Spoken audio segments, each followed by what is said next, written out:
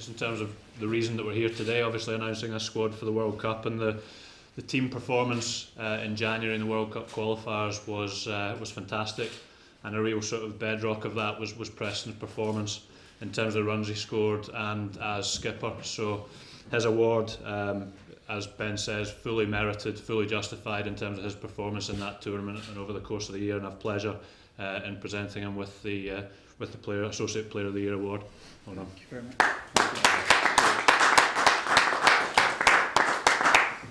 So we'll get started. Gentlemen, the selectors, Ian Kennedy is going to read out the squad. Grant Bradburn is unfortunately on annual leave, so he's in Lanzarote sunning himself. So Ian's here on his behalf, and he'll read out the squad for us. Okay, thank you very much, Ben. Just a few words before I read out the squad, just to say we're all absolutely excited and really looking forward to the 2015 ICC Cricket World Cup. Maybe to put some things in context, those of you who are very sharp, and I probably suspect that's all of you, will appreciate that we could have selected 30 players in this long squad. Myself, Grant and Andy on the selection panel with the coaches decided what we would do is try to concentrate that squad down to people who we would definitely play should we need them next year. So that's why we've decided to focus in on 24, because we feel with this 24 that we have all the bases covered throughout the whole team, from the opening batting slots right the way through to the fast bowlers and everything in between. So the squad, and apologies for reading this out to you, as you know, Preston and Kyle were announced as the on-field leadership team a couple of weeks ago, so they are the first two on the list.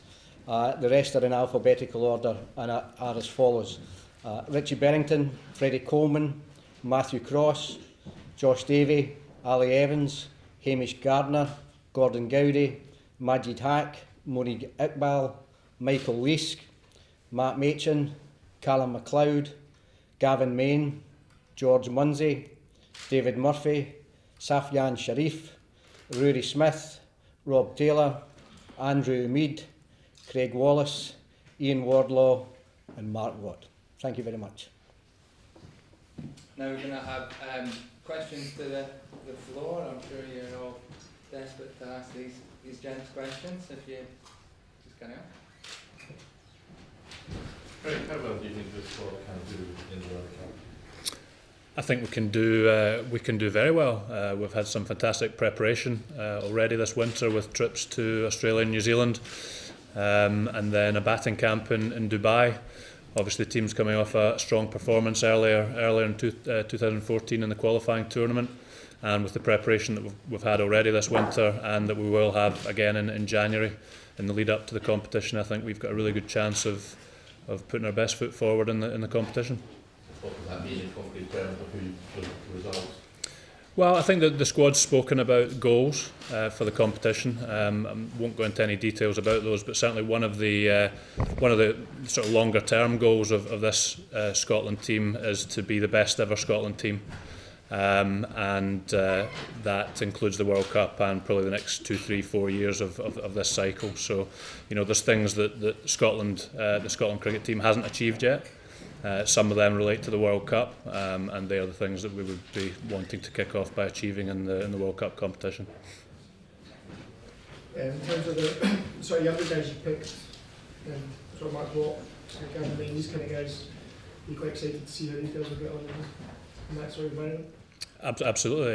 Gavin and Mark were both with us on the trip to Dubai and really impressed.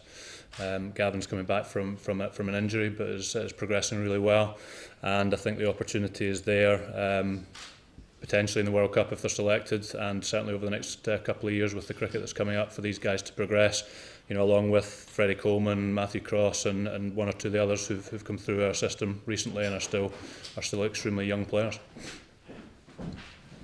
It was a batting camp, is that correct? Yeah, that's right, yeah. No Mark Watt got a 50 at club level last year, but you see this potential in already. Yeah, well, Mark was in Dubai with us to provide some spin bowling and to get a bit of experience for himself. Monique Iqbal was there as well, obviously to bat and to bowl. So we took a couple of the spin bowlers with us for the centre wicket practice that we were doing and that type of thing. And Mark is certainly one of the up and coming spin bowlers that we have, and really impressed on that trip. Just in terms of the it's 24, is there a handful of guys that are very close to the squad that you just missed out on? Is it quite a tough selection process? Well, I think there's definitely players outside this 24 that are certainly on our radar in terms of players that we want to be playing for Scotland over the next few years. I think, as Ian said, this is the group that we would feel confident to bring into a World Cup competition over the course of this winter.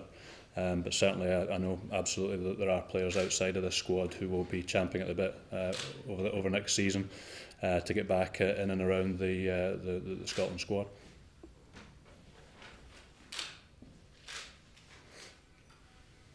I feel you've got the balance right, Craig, and showing up with, bringing in players from the counties and mixing them with the home-based players. It's a difficult one to pull off, but do you feel you're there? Well, I think so. I think there's a good balance throughout that list of 24 of obviously, as Ian said, covering the basis for each of the specific skill disciplines, but also there's some experienced players there. As just been said, there's some young players there.